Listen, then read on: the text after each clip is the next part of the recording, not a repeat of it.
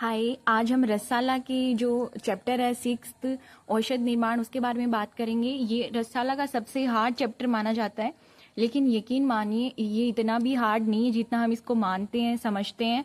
आप एक सारणी देख रहे होंगे, इसके द्वारा मैं आज पढ़ाने वाली हूँ। मेरी रिक्वेस्ट है कि आप ये सारणी एक वाइट पेज में बना लें और उसको जहाँ भी आप पढ़ते हैं चिपकाएं भी नहीं तो अपने साथ रखें, इसको बार बार पढ़ें, फिर ये आपको इजी लगने लगेगी। क्योंकि ये सब रटने की चीज़ें हैं, समझने की बहुत कम है, लेकिन मैं फिर भी आपको जो भी समझने की वो मैं आज समझा देती हूँ। उसके बाद आप एक बार टेक्स्ट बुक से रिलेट करके पढ़ ले, क्योंकि मैंने यहाँ पे शॉर्ट रूप में लिखा है सारणी को।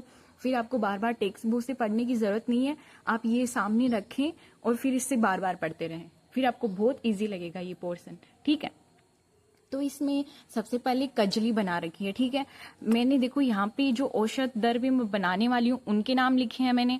यहाँ पे मैंने घटक द्रव्यों के नाम लिखे हैं। यहाँ पे मैंने निर्माण विधि लिखी है। यहाँ पे जो मात्रा हम काम में लेंगे वो लिखा है। यहाँ पे जो अनुपान यानी औषध द्रव्य के साथ जो भी हम लिक्विड काम में लेते हैं उसे अनुपान बोलते हैं। यहाँ पे मैंने अनुपान लिखे हैं और यहाँ पे मैंने गुण, जो उसके गुण यानी ये वस्तु किस काम में यूजफुल है वो मैंने लिखी है। ठीक है, तो इसमें सबसे पहले कजली की बात करेंगे। तो इसमें घटक द्रव्य यानी इसमें क्या क्या द्रव्य काम में लिए जाएंगे, तो वो है पारद या गंधक या धातु लिखा है। इसका मतलब है कि पारद के साथ आप गंधक यूज कर लो या पारद के साथ आप धातु यूज कर लो। ठीक है, निर्माण विधि क्या है इसकी कि गंधक तथा पारद बराबर मात्रा में लेकर इनको मर्दन कर लेते हैं, फिर काजल के समान बना लेते हैं। कृष्ण वर्ण और संलक्षण जैसी मतलब वो टेक्सचर आएगा उसमें, वही उसी को कजली बोल देंगे। ठीक है, मात्रा और अनुपान आपकी बुक में मेंशन नहीं किए गए हैं, ना ही इसका गुणक्रम बताया गया है। ठीक है, तो ये कजली कैसे बनेगी, पारद गंधक लेंगे या पारद के साथ धातु लेंगे। ठीक है, फिर इसको ना मर्दन करके काजल के समान बना लेंगे, वही आपकी कजली हो जाएगी। ठीक है, इसके बाद हम अभ्रक भस्म की बात करेंगे। अभ्रक भस्म में घटक द्रव्य क्या लेते हैं, अभ्रक पत्र और धान्य लेंगे। शुद्ध अभ्रक को क्या करें, शुद्ध अभ्रक लेंगे, धान्य लेंगे चौथाई भाग, इनको कंबल में लपेटकर कांजिक में 3 दिन तक छोड़ देते हैं, फिर रगड़ कर सूक्ष्म चूर्ण बना लेते हैं। ठीक है, वही आपकी अभ्रक भस्म का निर्माण हो गया, अभ्रक भस्म का निर्माण हो जाएगा। इसकी मात्रा दे रखी है 125 से 250 mg यूज करेंगे। और अनुपान क्या लेंगे, मधु ले लेंगे, घृत यानी घी ले लेंगे, दूध ले लेंगे। ठीक है, गुण यानी ये किस काम आती है, तो किस काम आती है, ज्वर में काम आती है, श्वास में काम आती है। ज्वर आप जानते हो बुखार को बोलते हैं, श्वास रोग जानते हो कास होता है, खांसी, अग्नि मंद होती है, आपकी अग्नि मंद पड़ जाती है यानी भोजन डाइजेस्ट नहीं होता है। ठीक है, ग्रहणी भी डाइजेस्टिव सिस्टम से रिलेटेड रोग है, इसमें भी है ना ग्रहणी आपके भोजन को पचा नहीं पाती है और जो भोजन जो बाहर मल निकलता है वो लिक्विड फॉर्म में निकलता है। ठीक है, भोजन पाचित होए बगैर ही बाहर निकल जाता है तो वो ग्रहणी में होता है। प्रमेह, पांडु, एनीमिया होता है, मतलब खून की कमी हो गई है और शरीर का विवरण हो जाता है, वो पांडु में होता है। पर में डायबिटीज जैसा ही होता है। रसायन कर्म आप जानते ही हैं कि मतलब जरावस्था को वो नाश करता है, वो रसायन कर्म हो गया। तो इन सब में क्या यूज होता है, अभ्रक भस्म का काम होता है। ठीक है, अब बात करेंगे मधुर पीछम भस्म। आपसे रिक्वेस्ट है कि आप ये सारणी बना लें। आपको यहाँ पे अच्छे से समझ नहीं आ रहा है, नहीं दिख रहा है, तो मैं क्लियर फोटो लेके अपने हिसाब से पूरी कोशिश करूंगी कि मैं क्लियर फोटो लेके मैं आपको पोस्ट भी कर दूं। आप आराम से उसमें से सारणी बना लें और इस वीडियो में से थोड़ा समझ के एक बार टेक्स्ट बुक से थोड़ा पढ़ लें। फिर आप टेक्स्ट बुक से बार बार पढ़ने की जरूरत नहीं है, 1 या 2 बार पढ़ लें, फिर इसको रिलेट करें टेक्स्ट बुक के साथ। ये सारणी रख के आप रिलेट करें, फिर आप टेक्स्ट बुक में से पढ़ने की जरूरत नहीं है, आप ये सारणी को हाथ में रखें, साथ रखें, बार बार पढ़ते रहें। ठीक है, तो मयूर पीछम भस्म की बात करें तो ये मोर पंख चंद्रिका से निर्मित होती है। ठीक है, मोर पंख चंद्रिका को इकट्ठा करना है, फिर 2 सरावों के बीच में, ये पुट में पढ़ेंगे। ठीक है, सराव पुट, सरावों के बीच में रखकर अग्नि दी जाती है, फिर भस्म का निर्माण कर लिया जाता है। 125 mg काम में ली जाती है। सहज अनुपान है इसका।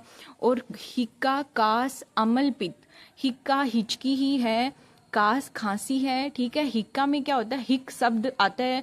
मैं आपको चिकित्सा परिचर्या में बहुत ही अच्छे से डिटेल से ये रोग पढ़ाऊंगी जो कि 2nd ईयर में है।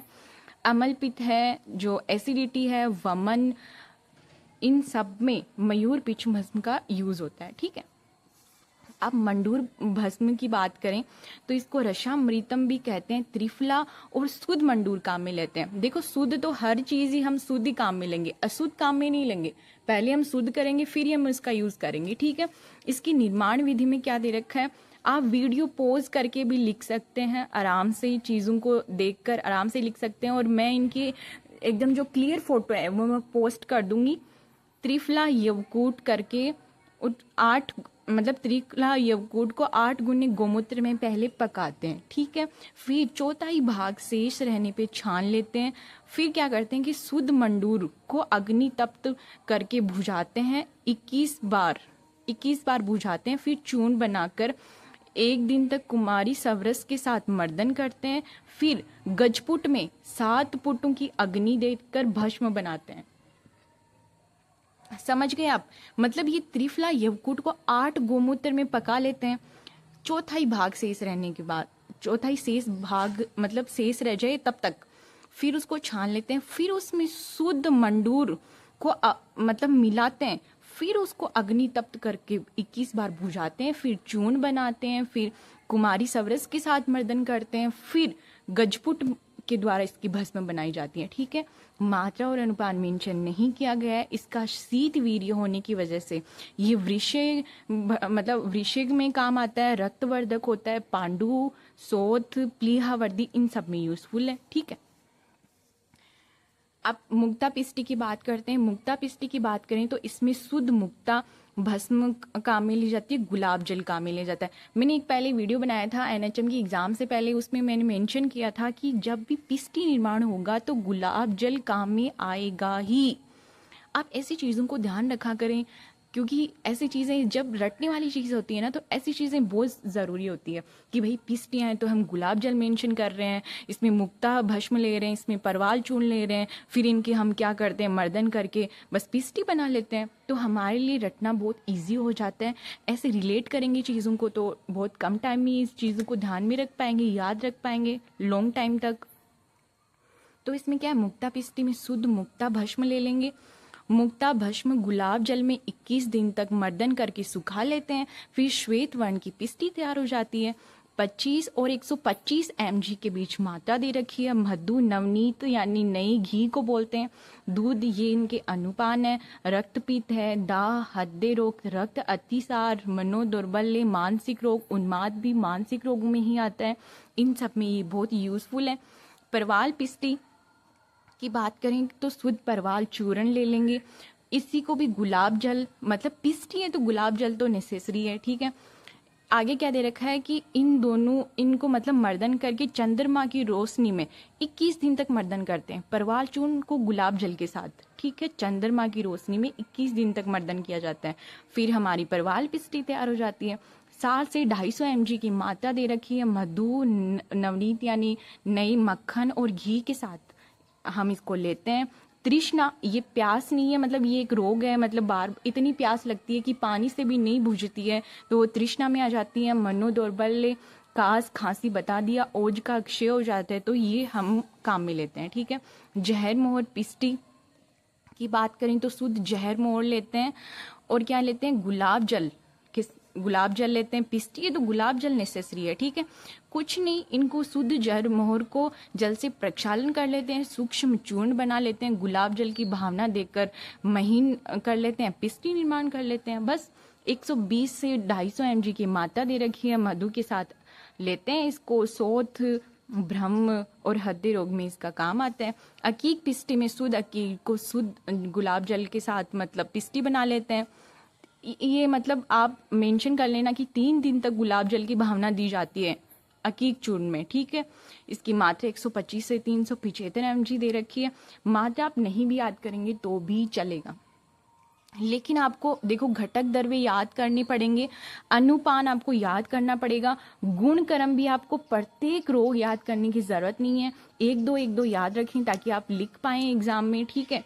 और जो आप कंपटीशन एग्ज़ाम के हिसाब से पढ़ रहे हैं तो आपको सारे ही ध्यान रखने पड़ेंगे, लेकिन सारे ध्यान रखने के लिए मेरी एक ही है कि आप चीज़ों को थोड़ा सा रिलेट कर लेंगे। यार ये मानसिक दोष है तो उन्माद हो गया, फिर मानसिक दोष आ रहते हैं यानी मनो दौर्बल्य भी हो गया, फिर हर्ट में चले जाएं कि यार हर्ट रोग में भी काम आ रहा है। इस तरीके से आप रिलेट करके चीज़ों को याद करें, ठीक है।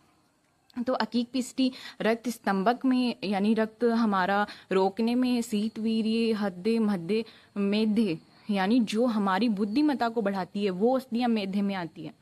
त्रिभुवन कृति रस क्या है? शुद्ध हिंगुल, शुद्ध वत्सनाभ। देखो शुद्ध लिखना है, अशुद्ध काम में नहीं लेना है। घटक तरवी हमेशा शुद्ध ही काम में लेना है, ठीक है।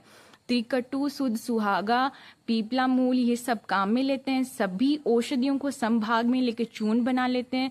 तुलसी, अदरक, धतूर के पत्रस की प्रत्येक की 3-3 भावना देकर वटी निर्माण कर लेते हैं यानी गोलियां बना लेते हैं, ठीक है। अदरक सवरस मधु, तुलसी सवरस मधु, ये इनके अनुपान है। तरुण जवर में ये विशेषता काम आती है। लक्ष्मी विलास रस में शुद्ध गंधक, शुद्ध टंकण, शुद्ध हिंगुल, कुटकी, अतिविषा, पीपली, इंद्रिय, अभ्रक, भस्म, शेंदव, त्रिफला, ये सब संभाग में लेकर, ठीक है, दंती मूल कवात की भावना देकर वटी बना लेते हैं। 250 mg काम में लेते हैं इसको। और शहद अनुपान है और सभी झवरों में काम आता है, ठीक है। तो आप ये मतलब ये जो सारणी आप बना लें और बाकी की औषधियाँ मैं कल कंप्लीट करवा दूंगी। आई होप आपको समझ आया हुआ होगा और आप इस सारणी को बनाएं और बार बार पढ़ें। आपको पक्का कंफर्म ये चीज़ें ध्यान रहने लगेगी, इजी लगने लगेगी, ठीक है।